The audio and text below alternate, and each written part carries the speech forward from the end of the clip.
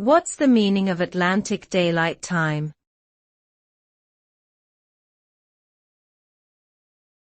Atlantic Daylight Time.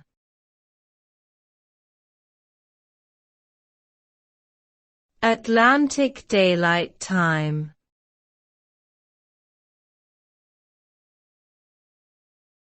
Atlantic Daylight Time.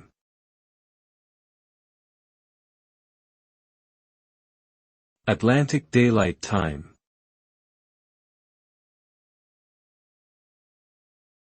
Atlantic Daylight Time, ADT, is a time zone that is used in parts of Canada and the Caribbean during the spring and summer months. It is 4 hours behind Coordinated Universal Time, UTC-4, and is 1 hour ahead of Eastern Daylight Time, EDT. ADT is used in the Canadian provinces of New Brunswick, Nova Scotia, Prince Edward Island, and Labrador, as well as in Bermuda and several Caribbean countries. During the fall and winter months, these areas switch to Atlantic Standard Time, AST, which is 1 hour ahead of Eastern Standard Time, EST.